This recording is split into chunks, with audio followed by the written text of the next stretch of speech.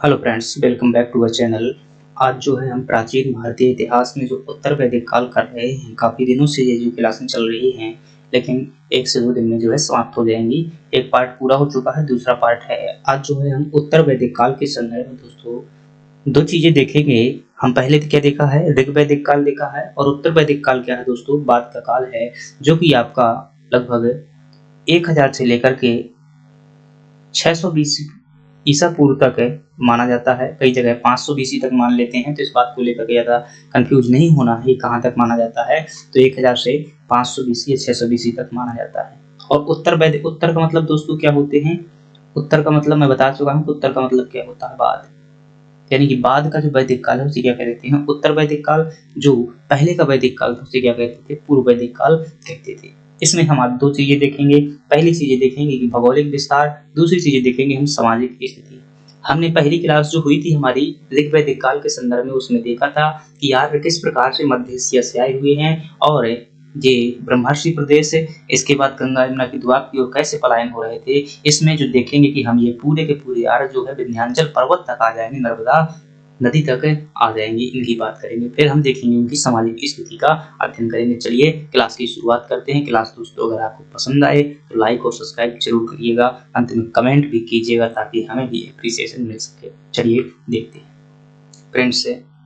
उत्तर वैदिक काल में हम जैसे ही जाते हैं तो थोड़ा सा परिचय जो है यहाँ का जान लेना चाहिए, ताकि हम जो है बेटर तरीके से समझ पाए। तो उत्तर वैदिक काल में दोस्तों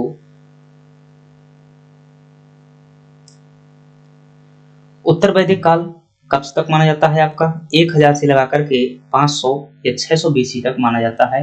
और ये दृष्टि आईएएस का भाई नोट्स था, उसमें क्या है 500 दिया हुआ था, जो नेट जीआरएफ की जो किताब आती है उसमें दिया हुआ था। तो शायद वहां से मैंने पढ़ा होगा तो वहां लिख दिया होगा, हालांकि एनसीईआरटी में 600 तक दिया हुआ है।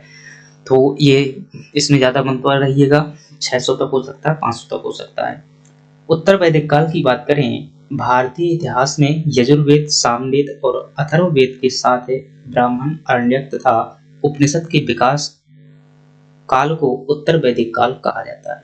फ्रेंड्स, जिस काल में यजुर्वेद, सामवेद, अथर्ववेद, ब्राह्मण, आरण्यक, उपनिषद जैसे ग्रंथों का विकास हुआ, उस काल को क्या कहते हैं? उत्तर वैदिक काल कहा जाता है। और इसका समय कितना है? 1000 से 500 ईसा पूर्व तक है।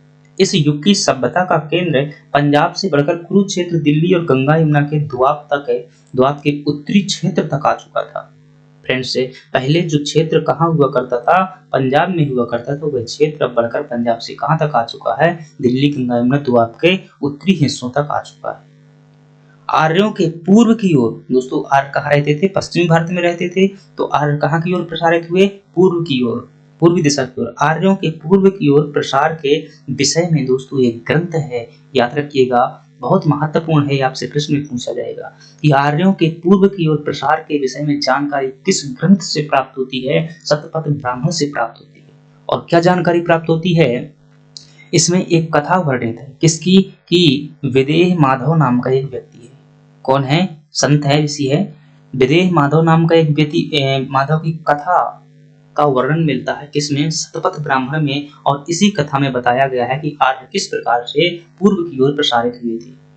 तो विदेह माधव है दोस्तों। इस कथा को मैंने लिखा नहीं हुआ है, हालांकि मैं सुना देता हूँ जो आपको थोड़ा सुनना चाहते हैं। कि विदेह माधव है, कहाँ से मैंने एक कथा को, मतलब कहाँ से ये मिलती है देखने को? शतपथ ब्राह्मण में देखने को मिलती है। क्या मिलती है? कि विदेह माधव है और उनके जो पुरोहित हैं जिनका नाम है राहुगण, ये क्या करते हैं? अपने तपोबल से, अपनी शक्ति से जो है आग उत्पन्न करते हैं।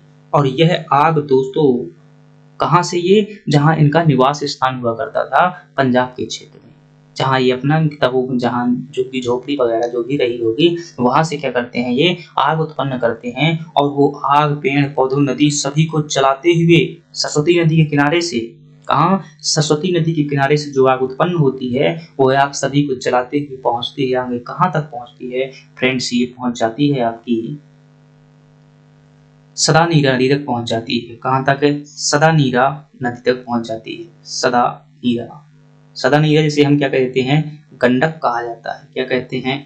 गंडक नदी भी कह देते हैं। तो जो आग कहाँ से चली थी फ्रेंड्स? सरस्वती नदी से चली थी, वो सभी को जलाते हुए कहाँ तक पहुंच गई? सदानीरा नदी तक पहुंच गई और ऐसा कहते हैं कि सदानीरा नदी को वह नहीं जला पाई थी। अर्थात कहानी कुछ भी हो, हमें यह जानकारी इस ग्रंथ से प्राप्त होती है कि आर्यों का प्रसार जो है उत्तर वैदिक काल में कहाँ तक हो गया था, सदानीरा तक हो गया था।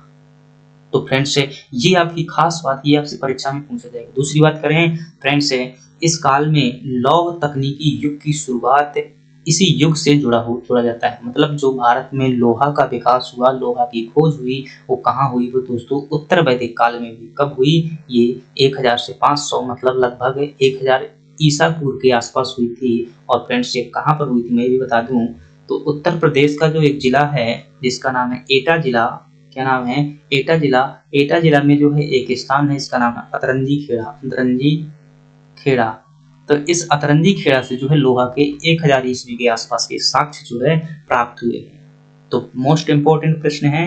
हमने देखा था कि अभी ये क्या है दोस्तों, समझ में आएगा आपको बाद में कि यहाँ पर जो है लोहा का विकास हो जाता है। लोहा का विकास होने के बाद अब कृषि का जोरों से विस्तार होगा। जब कृषि का विस्तार होगा तो कृषि का उत्पादन बढ़ेगा। जब उत्पादन बढ़ेगा तो दोस्तों क्या होगा? लोगों की समृद्धि होगी, राजा की आय बढ़ेगी। अब राजा जो पहले गायों के लिए लड़ा करता था, अब जमीन के लिए लड़ना प्रारंभ कर देगा। लोहा का विकास हो चुका है फ्रेंड्स, तलवारें भी बन चुकी हैं लोहे की।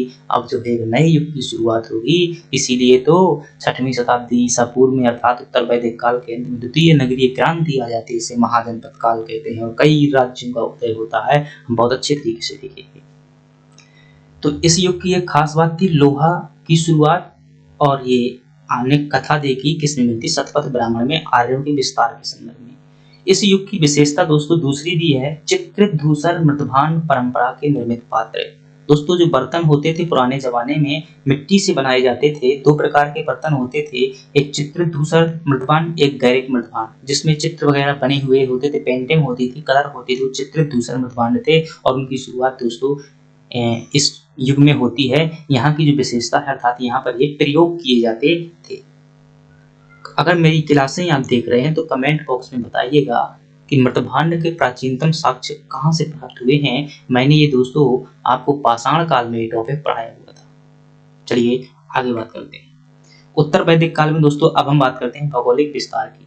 फ्रेंड्स भौगोलिक विस्तार की जब हम बात करते हैं तो भौगोलिक विस्तार में एक तो हमने कथा देखी थी, क्या देखी थी कि शतपथ ब्राह्मण के अनुसार सरस्वती नदी से लेकर सदानीरा तक आर्यों के विस्तार की जानकारी प्राप्त होती है। विदेह माधव और राहुगढ़ की कथा के अनुसार ये कथा हम पहले पढ़ चुके हैं। दूसरी बात करें, जो सभ्यता का केंद्र फ्रेंड्स पहले पंजाब में हुआ करता था, अब वह केंद्र कहाँ आ चुका था? गंगा यमुना द्वाब तथा दिल्ली तक जो है केंद्र आ चुका था। अर्थात आर्य यहाँ की ओर विस्तारित हो चुके थे। 500 ईसा पूर्व तक आर्य लोग कौशल, विदेह, अंग राज्य से परिचित थे। 500 ईसा पूर्व के आसपास जो है आर्य किससे परिचित थे? इन राज्यों से परिचित थे। अर्थात परिचित होने का मतलब क्या है भाई? वो जब यहाँ आए होंगे तभी तो परिचित हुए होंगे, अर्थात उनका कहीं ना कहीं यहाँ से संबंध था। मोस्ट इंपोर्टेंट प्रश्न लगाइएगा, शतपथ ब्राह्मण में उत्तर वैदिक कालीन रेवा यानी कि जिसका नर्मदा भी कहते हैं, रेवा नदी को नर्मदा भी कहा जाता है, तथा सदानीरा नदी का उल्लेख मिलता है। फ्रेंड्स एमपीपीएससी 2024 का आया हुआ प्रश्न है कि नर्मदा नदी का सर्वप्रथम उल्लेख जो है किस ग्रंथ में देखने को मिलता है? पेपर उठा करके देख लीजिएगा, पूछा गया है शतपथ ब्राह्मण, उसमें ऑप्शन में दिया हुआ था। तो एक दूसरा प्रश्न ये भी दोस्तों एमपीपीएससी में आया हुआ है कि नर्मदा का पुराना नाम क्या था? तो आप क्या बताएंगे? रेवा जो है नर्मदा का पुराना नाम था। शतपथ ब्राह्मण में इसका प्राचीनतम उल्लेख देखने को मिलता है। सब प्रश्न आया हुआ था। उत्तर वैदिक साहित्य में त्रिकूद, क्या कौन सा पर्वत है भाई? त्रिकूद, क्रौच, मैनाक आदि पर्वतों का उल्लेख मिलता है, जो कि कहां पर स्थित थे? पूर्वी हिमालय में स्थित थे। अथर्ववेद में वेद लिखा हुआ फ्रेंड्स, अथर्ववेद में मगध के निवासियों को व्रात कहा जाता था। लगाइए मोस्ट इंपोर्टेंट ये भी है कि व्रात शब्द किसके लिए प्रयोग हुआ है अथर्ववेद में? तो जो लोग मगध के निवासी थे उनके लिए क्या शब्द कहा गया है? व्रात कहा गया है। ये भी मोस्ट इंपोर्टेंट प्रश्न है।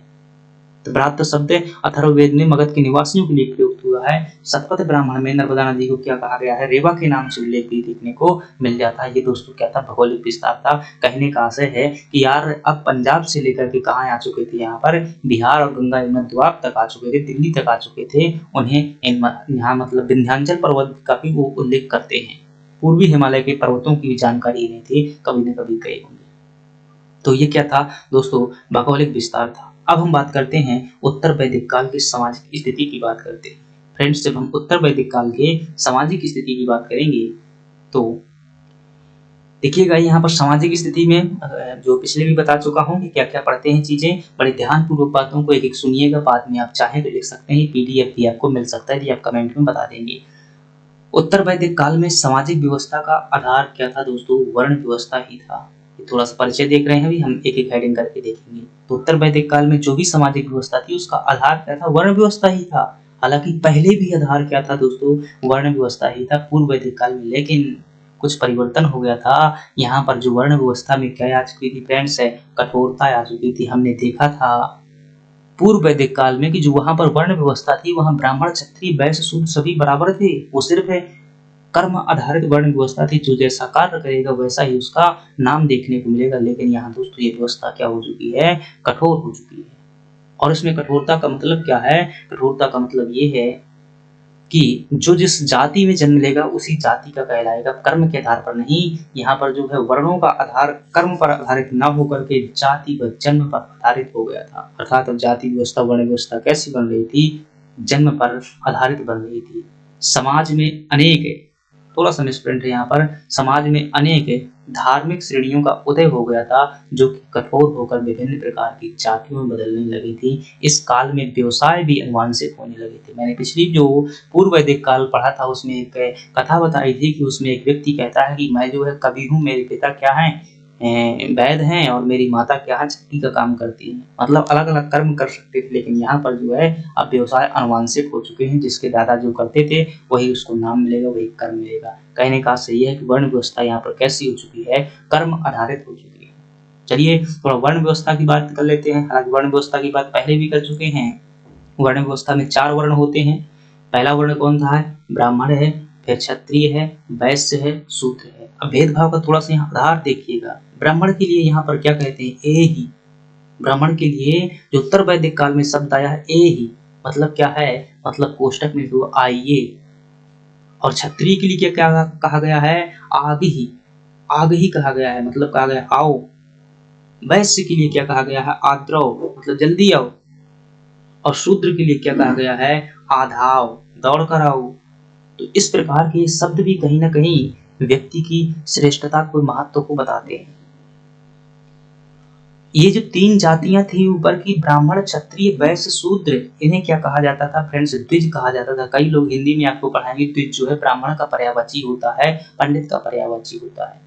तो सिर्फ उसका नहीं होता है, इसमें जो है तीनों की 3 जातियां जो शामिल होती हैं। ऊपर की जो 3 जो वर्ण थे वो द्विज कहलाते थे। और दोस्तों इन्हें उपनयन संस्कार का खूब अधिकार था, पूरा का पूरा उपनयन संस्कार का अधिकार था। इसका मतलब क्या होता है, मतलब वो शिक्षा ग्रहण कर सकते हैं। उपनयन संस्कार का मतलब क्या है दोस्तों, आश्रम व्यवस्था में जिसका उपनयन संस्कार होता था वही जो है शिक्षा ग्रहण करने के लिए जाता था।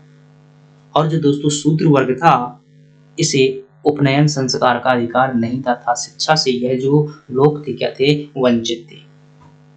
दोस्तों ये शब्द आपसे पूछे जा सकते हैं कि शब्द किसके लिए प्रयोग किए गए हैं, तो आई होप आप समझ जाएंगे। चलिए आगे बात करते हैं सामाजिक स्थिति में, ध्यानपूर्वक देखिएगा। अगली बात है कि इस काल में यज्ञ का महत्व अधिक बढ़ गया था। दोस्तों उत्तर वैदिक काल में जो यज्ञ हुआ करते थे पहले, उन यज्ञों का महत्व क्या है, अधिक बढ़ गया था। अब जब यज्ञ का महत्व बढ़ गया तो यज्ञ करवाने वालों की स्थिति क्या हो जाएगी, अच्छी हो जाएगी, जिसके कारण ब्राह्मणों की शक्ति में अपार वृद्धि हुई। क्या हुई दोस्तों, ब्राह्मणों की शक्ति में अपार वृद्धि हुई। क्यों हुई, क्योंकि यज्ञ का महत्व बढ़ गया था। हर कार्य करने के लिए यज्ञ, भाई शहर जाना है, गांव जाना है, पहले यज्ञ करवाओ। विवाह में यज्ञ जो है, मरने के बाद यज्ञ, से बहुत से यज्ञ हुआ करते थे। इतने ज्यादा यज्ञ हुआ करते थे कि अभी मैंने पिछली क्लास में जब महायज्ञ पढ़ाए थे तो उसमें देखा था कि एक महायज्ञ करवाने के लिए 17 प्रकार के ब्राह्मणों की आवश्यकता होती थी। इससे क्या होगा दोस्तों, आर्थिक रूप से जो है जो ब्राह्मण वर्ण था वो क्या हो गया, समृद्ध हो गया। ऐत्रेय ब्राह्मण एक ग्रंथ है, एक फ्रेंड्स ऋग्वेद का एक ब्राह्मण ग्रंथ है। इसमें क्या कहा गया है, चारों वर्णों के कर्तव्यों की जानकारी मिलती है। 4 वर्ण हुआ करते थे, कर्तव्यों की जानकारी दी गई है। इस काल में वैश्य ही कर चुकाते थे। दोस्तों कर देने का कार्य किसका होता था, केवल वैश्य जाति का होता था। जो वैश्य जाति नहीं कहूंगा, वर्ण है, जो व्यापारिक वर्ण हुआ करता था, इस काल में वैश्य ही कर चुकाते थे, जबकि ब्राह्मण और क्षत्रिय वैश्यों से वसूले गए कर पर क्या करते थे, जीते थे। क्रम में अगर बात करें दोस्तों, क्रम में सबसे निचला वर्ण किसका होता था, शूद्र का था, जिसका कार्य तीनों की जो ऊपर के 3 वर्ण होते थे उनकी सेवा करना था। इस काल में स्त्रियों की दशा में दोस्तों गिरावट आ जाती है। हमने देखा था पूर्व वैदिक काल में कि स्त्रियां खूब सभा समिति में भाग लेती थी। हमने देखा था विदुषी महिलाएं भी थी, कई ग्रंथों की रचना उनके द्वारा की गई थी, राजनीति में भाग लेती थी, उपनयन संस्कार उनका होता था, बाल विवाह नहीं प्रचलित था, विधवा विवाह हो जाता था। ऐसी बहुत सी जो है महिलाओं के अनुकूल, यानी महिलाओं की स्थिति अच्छी थी। लेकिन इस काल में क्या हो गई, स्त्रियों की स्थिति में गिरावट आई। कैसे गिरावट आई, उनके लिए उपनयन संस्कार से उन्हें क्या कर दिया गया, प्रतिबंधित कर दिया गया, मतलब शिक्षा से उन्हें वंचित कर दिया गया।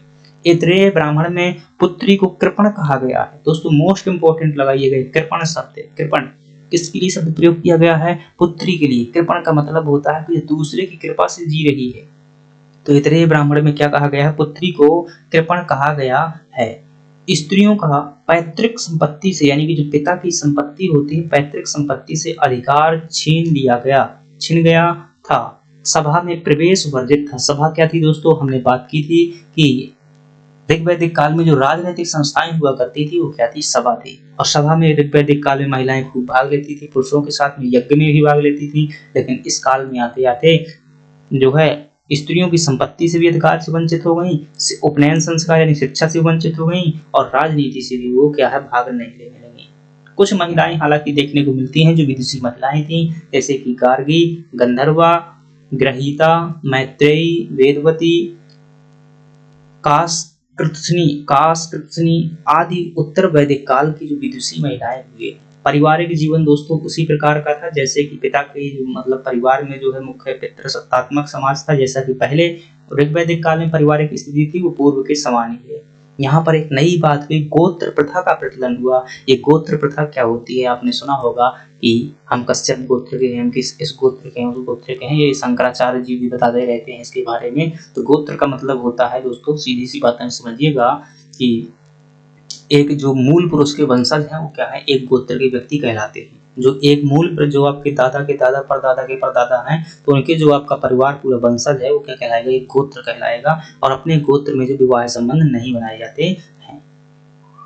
आश्रम व्यवस्था का प्रचलन भी इसी काल में हुआ था। दोस्तों आश्रम व्यवस्था क्या होती थी, अभी मैं इसका अलग से वीडियो बनाऊंगा, डिटेल में बनाऊंगा। यहाँ बता देता हूँ कि आश्रम व्यवस्था के तहत दोस्तों मानव को उद्देश्यपूर्ण जीवन जीने के लिए व्यवस्था चलाई गई थी, और मानव के संपूर्ण जीवन को 100 वर्षों की आयु में विभाजित कर दिया गया था। और जिसके अनुसार 25 वर्ष तक क्या करेगा दोस्तों, शिक्षा ग्रहण करेगा, 50 वर्ष तक वह गृहस्थ जीवन व्यतीत करेगा, और इसके बाद जो है वह वानप्रस्थ आश्रम में जाएगा, और मतलब जो भी उसने ज्ञान अर्जित किया हुआ है, धन कमाया है, उसको क्या करेगा, दान करेगा। और उसके पश्चात जो है वह संन्यास आश्रम जो है 75 से 100 वर्ष के लिए ग्रहण कर लेगा। तो 4 आश्रम हुआ करते थे, अलग से हम बात करेंगे। और ये है मोस्ट इंपोर्टेंट प्रश्न जो परीक्षा में आएगा कि चारों आश्रम की पहली बार जानकारी कहाँ देखने को मिलती है, तो जवालोपनिषद में देखने को मिलती है। कौन से उपनिषद में, जवालोपनिषद में देखने को मिलती है।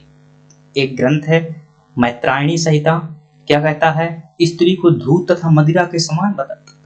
महिलाओं की स्थिति देखिए यहाँ पर कैसी, कितनी मतलब बदतर स्थिति हो गई। इससे पता चलता है कि महिलाएं क्या है, स्त्री क्या है, धूत मतलब होता है दोस्तों जुआ था, मदिरा मतलब उधर शराब, जुआ शराब के समान बताया गया है किसमें, मैत्रायणी संहिता में। बृहदारण्यकोपनिषद है, बृहदारण्यकोपनिषद में क्या कहा गया है दोस्तों, इसमें थोड़ा सकारात्मक पॉइंट दिया गया है। इसमें कहा गया है कि ब्रह्मलोक में सब कोई समान है, सब क्या है, समान है, यानी कि स्वर्ग में जो है सभी लोग समान हैं। अर्थात चंडाल को भी यज्ञ का अधिकार है।